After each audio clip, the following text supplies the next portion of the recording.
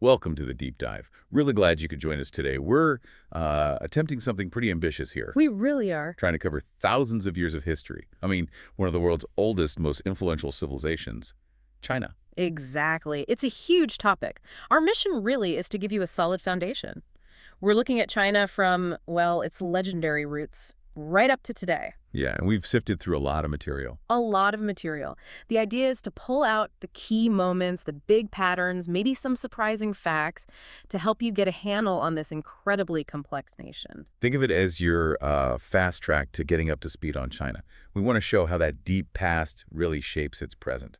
Couldn't have said it better. So, where do we start this journey? Right at the beginning, I suppose. Or maybe the legendary beginning. That takes us way back, around 2100 BCE, give or take, to the Xi dynasty. The Shia. Now, is that considered historical fact or more? Foundational myth. That's the debate, really. Traditionally, it's China's first dynasty, but archaeological evidence is debated. Some scholars see it more as a sort of proto-state, maybe laying the groundwork, less documented than what came next. Okay, so what is more documented? Where do we get firmer historical footing? That would be the Shang dynasty, Yeah. following the Xia. Yeah. And the Shang are crucial, absolutely crucial. What was that? Because they give us the first definite proof of Chinese writing. We find it on what are called oracle bones. Oracle bones, like foretelling the future. Exactly, they use them for divination. But these inscriptions, they tell us so much about their beliefs, their rulers, their society.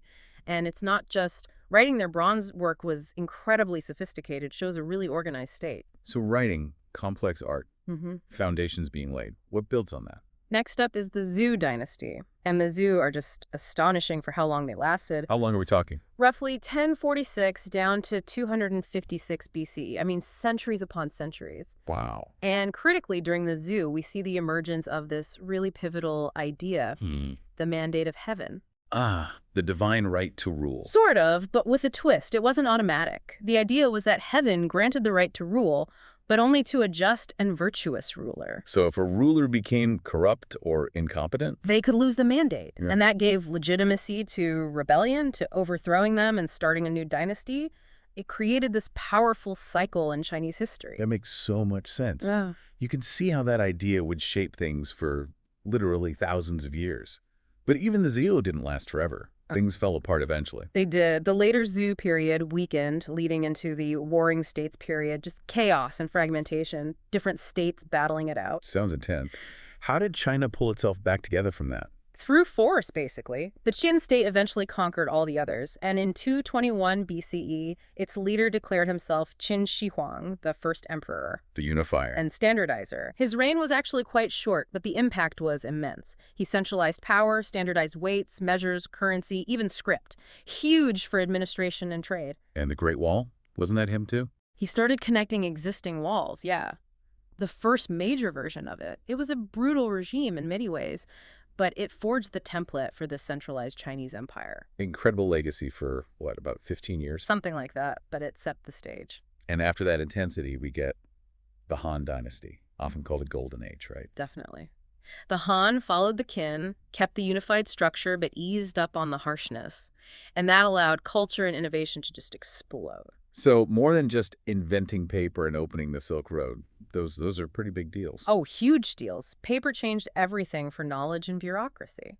The Silk Road wasn't just goods. It was ideas, art, religion flowing back and forth between East and West. So what else made it golden? Well, Confucianism really became embedded as the state philosophy, shaping ethics and government.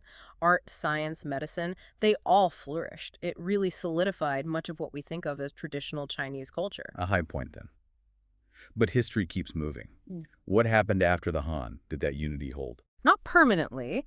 Like before, periods of unity often give way to fragmentation. After the Han fell, there were several centuries of division. Different dynasties, regional powers. Kind of like the Warring States period returning. A bit, yeah. Until China was reunified again, this time under the Tang dynasty, starting in 618. And the Tang. Another high point. Another golden age. Absolutely, but maybe a different flavor. The Tang is often seen as this incredibly cosmopolitan era. Its capital, Qing'an, was one of the biggest, most diverse cities in the world. Wow. Full of people from all over. Merchants, monks, artists. From Central Asia, Persia, India, Japan, Korea, it was a real melting pot. And culturally, Poetry hit an absolute peak. Think Li Bai, Du Fu. Yeah. Buddhism also became really widespread and integrated. Sounds vibrant. Yep. Did the dynasty that followed the Song keep that same outward-looking vibe? The Song dynasty, fascinating in a different way. Maybe less cosmopolitan than the Tang, but technologically, just astounding. How so? This is when gunpowder really gets developed beyond fireworks. The magnetic compass comes into use for navigation, and printing technology matures, allowing books and knowledge to spread like never before. Gunpowder, the compass, printing, those are world-changing inventions. Absolutely. Huge leaps forward. But here's the irony.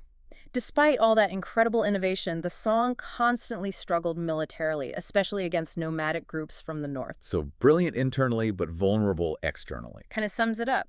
And eventually, that vulnerability led to their fall. Which brings us to a really unique period, right?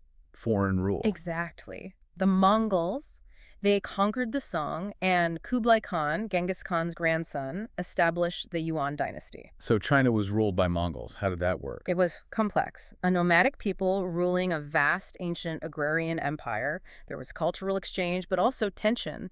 It's a really distinct period in Chinese history. And after the Yuan? The Mongols were eventually overthrown, and Han Chinese rule was restored under the Ming dynasty. The Ming. What are they known for? Vases. Haha. Yes, Ming vases are famous, but also think big projects. The incredible naval expeditions led by the Admiral Zheng He. Huge fleets sailing all the way to Africa. Wow, really? Early global exploration. Decades before Columbus. And of course, the Ming built the Forbidden City in Beijing, that iconic symbol of imperial power. Okay, so Ming Zheng He, Forbidden City. That leads us towards the end of the imperial era. It does. The last dynasty was the Qing, founded not by Han Chinese, but by the Manchus from the northeast. Another period of non-Han rule, then. Yes, though they largely adopted Chinese systems of governance. The Qing ruled for centuries, but by the 1800s they were facing huge internal problems, rebellions, unrest, and increasing pressure from Western powers. So opium wars and all that. Exactly. Foreign invasions, unequal treaties. It severely weakened the dynasty. And that instability, that combination of internal decay and external pressure, Add to the end. it set the stage. The Qing dynasty, the last imperial dynasty, finally collapsed in 1912. And China enters a whole new, uncertain era. No more emperors. What then? Well, it became a republic, led initially by figures like Sun Yat-sen. But it wasn't a smooth transition, not at all. What happened? Political fragmentation continued, warlords controlled different regions, and then a long, bitter civil war started between the nationalists, led by Chiang Kai-shek, and the communists, led by Mao Zedong. And this was all complicated by Japan. Massively complicated by the Japanese invasion and World War II, but after the war ended, the Civil War resumed, and the communists eventually won. Which brings us to 1949, a huge turning point. Absolutely monumental. Mao Zedong stands in Tiananmen Square and proclaims the founding of the People's Republic of China. A completely new chapter begins. Under communist rule, how did those early years play out? They were tumultuous and incredibly difficult for many people. Our sources point to major initiatives with devastating consequences. Yes. Well, there was the Great Leap Forward in the late 50s, an attempt at rapid forced industrialization and collectivization of agriculture. But it was disastrous, leading to a horrific famine. Millions died. A truly devastating outcome. Yes. And then later, in the 60s and 70s, came the Cultural Revolution. This was intended to purge bourgeois elements and enforce revolutionary fervor, but it resulted in widespread social chaos, persecution, destruction of cultural heritage. It was another period of immense upheaval. It's important to understand those events, even if they're difficult. They shaped the country profoundly. Absolutely. We have to acknowledge them as key parts of the history, based on the sources, without necessarily endorsing any viewpoint on them, just stating the historical record. Right. But then, after Mao's death, things changed again. Quite dramatically. Hugely. In 1978, Deng Xiaoping effectively took control and launched major economic reforms. This was the big shift. How so? What did he do? He started opening China up, allowed foreign investment, encouraged private enterprise, created special economic zones, essentially integrating China into the global market economy while maintaining Communist Party political control. And the result? Unprecedented economic growth for decades, lifting hundreds of millions out of poverty, transforming cities, making China into the manufacturing powerhouse of the world. Which leads us pretty much to today.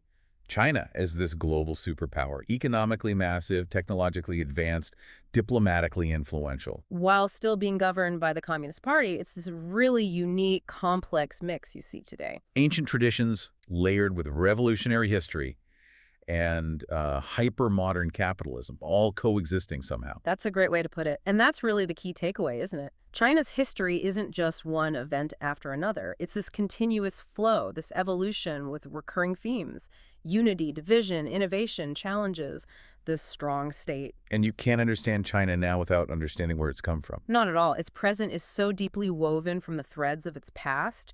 Grasping even a little of that vast history is just crucial for making sense of its role in the world today and, well, where it might be going. That's definitely something to think about. So here's a final thought for you.